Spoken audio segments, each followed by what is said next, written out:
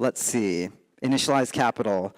I kind of wanted to start it off actually by talking a little bit more about my history and sort of bringing it back to probably the most important people in this whole equation that is startups, and it's really sort of the engineers, the product people, and the designers. And I wanted to start off with actually a story of my own. When I was actually 22 years old, I had just graduated from Stanford in computer engineering, and now I realize there was so much I didn't know. And so one of those things was that I, went out and applied for jobs, and I, got an offer from Microsoft. There were no startups available at the time, and then I got an email from a startup named Google. And they said, hey, we'd like you to come and interview. And I said, no, I'm good. I have my Microsoft offer. And by then, the funniest thing about the history of Silicon Valley is like we always forget how crazy things were back then. In 2003, me and all of my classmates used Google daily for our searches, for how we found information. And yet, at the same time, we said, it's a startup. How are they ever going to make money? And fast forward to today in 2018, now the question is, how is anyone else going to make money? So maybe that was the first mistake. The second mistake I'm going to tell you is probably the one that more or less cost me several $100 million. And so it happened in this room, and I was 23 years old, just 1 year after graduation. And some friends of mine were starting a company with a successful founder at the time, who had just sold his company PayPal. His name was Peter Thiel.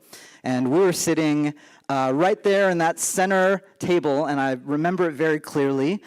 Today it's, I believe, a steakhouse, but back then it was a French restaurant called Frison. It sucked. It actually closed very quickly. But don't feel that bad for Peter, because that was about the time he wrote the $500,000 check to Facebook that truly made him a billionaire the first time.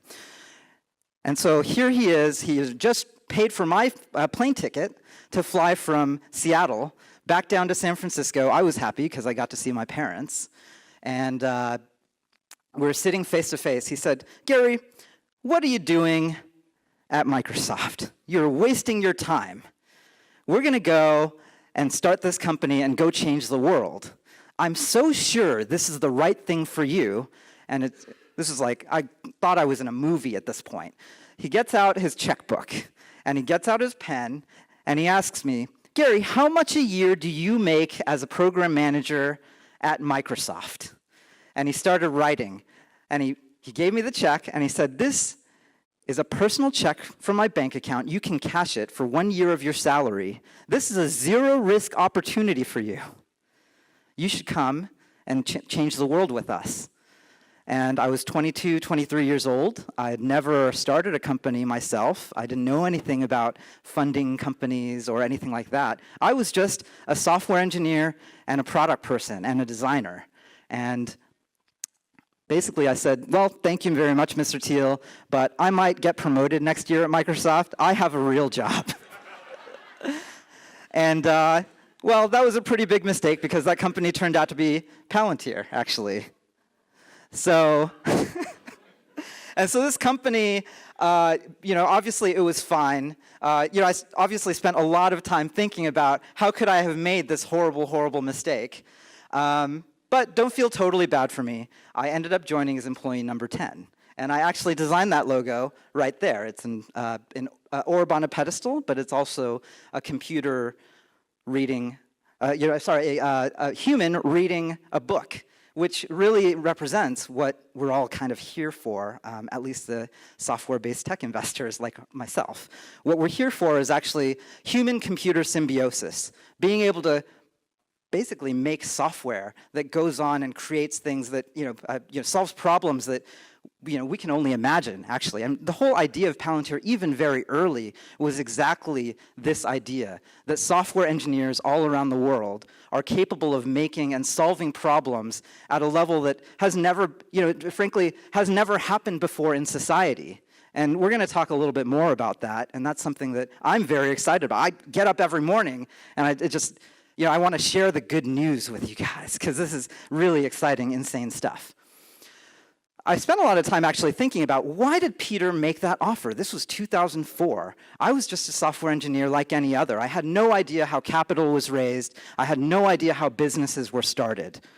But today, fast forward again, Facebook is averaging net profits of, don't quote me on this. I'm not, actually in finance. I'm just a simple software engineer. If you just average it out across all of the employees at Facebook, that's about 750 grand in net profit per year and 1.8 million in revenue per employee per year.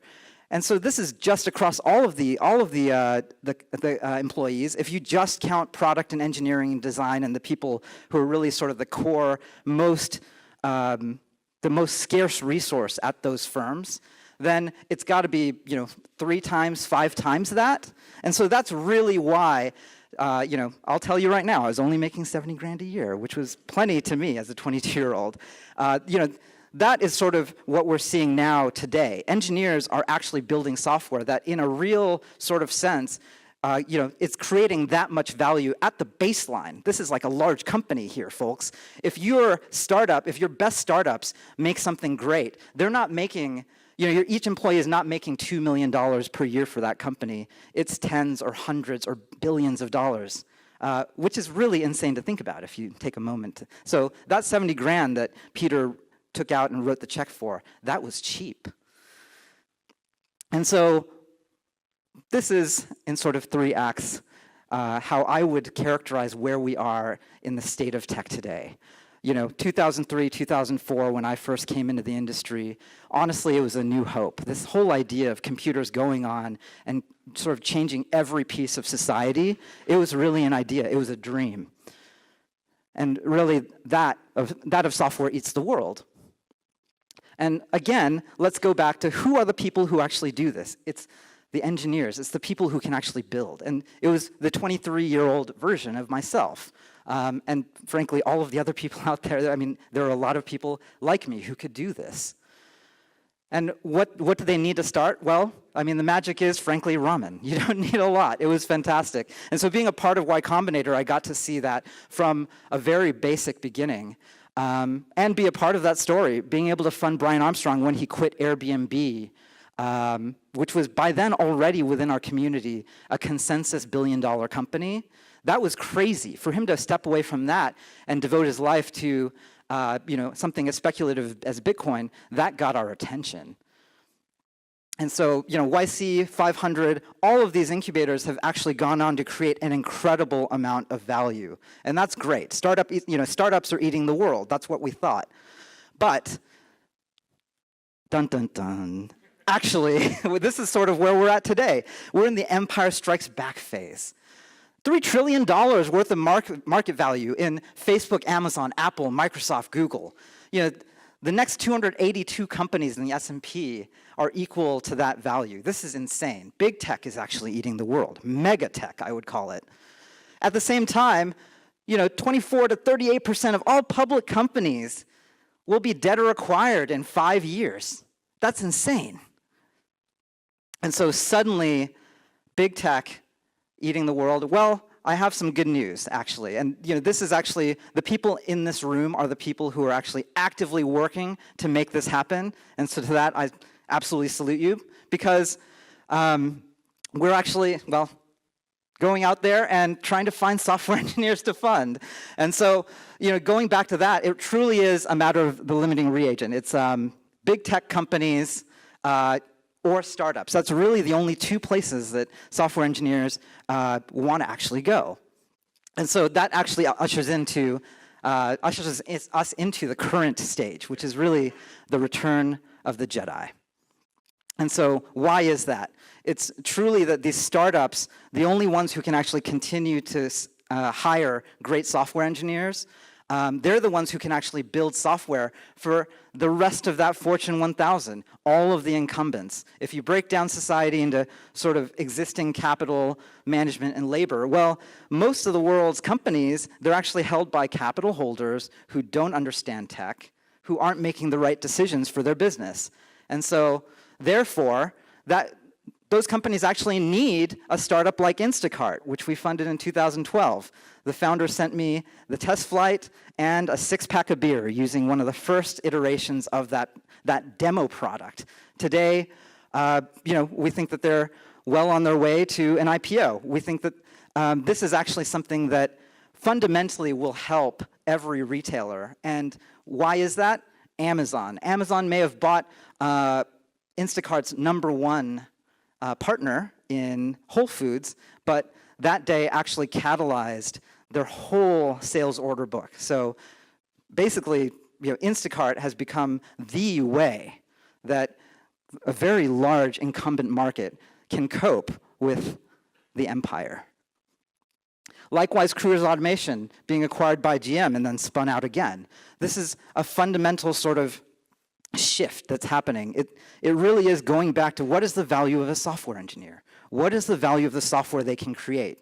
And so GM buying Cruise at the time created a whole new industry from scratch. And the spin out, I think, will continue to bring about the future. And so that's my good news. The Jedi live. You guys are going on to fund it. I know we're trying to. Good news number 2 is we closed our $225 million fund. And so I can share a little bit about, thank you so much. I can share a little bit about how we're thinking about helping the Jedi. One thing that we do feel very strongly is that it's really not enough to pick. The standard way to think about approaching venture, I think at some level, is that, all the work is in picking. And so if you can help, well, you have to say that you help, but you don't actually have to help. The old guard also says, hey, actually, we're the ones who are setting the trends. We're going to release the thought pieces, we're going to blog about it, and then we're going to force the future to happen. And so for us, that's what do we believe that truly distinguishes us? It's truly that we think all the work is actually in being good to the network. And we think that YC does this, 500 startups do this, quite a good number of fantastic seed and venture funds that we, who are friends with us, they do this too. So to a certain extent, I'm preaching to the choir.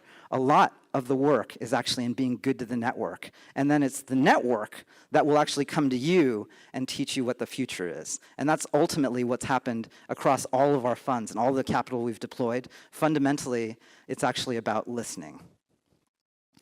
And so for us, we saw a lot of venture funds go out there and actually not actually build out their team. And so for us, in order to deploy that capital, we felt very strongly we needed to help in the ways that people need help at the pre-product market fit level. I think everyone, Sandhill is incredibly good at post-product market fit, after the hockey stick. Everyone wants to fund you then. But in order to do this job very well, we felt very strongly that we have to actually help with design, with product, with engineering, with PR marketing, legal, sales, finance, ops, all those things that, frankly, companies don't know how to do. And those are each one of those are existential threats. And so we try to be soft advisors. And at the end of the day, one of the best advantages that a lot of the people in this room have, having great portfolios and having worked with a great number of companies, is that we're just trying to help founders avoid the worst landmines, and there are just so many. And so at the end of the day, what gets me up in the morning is really sort of this idea that broadly in finance, it's this accepted maxim. There are too few good ideas, there are too few good companies, and there's way too much capital. So at Initialized, and I think a lot of you in this audience would agree with me, actually, if you go out there today, you don't even have to open Twitter. You could go out to the street right now, and you can see that our world is so broken. Our world is incredibly broken and so full of problems. And at the same time, there are actually an incredible number of very, very smart people who are capable of doing incredible things with software and without software. And so I think the one thing everyone agrees on is there is infinite capital. And that's the good news. That's the good news. We get to go and create a better world. Thank you, guys.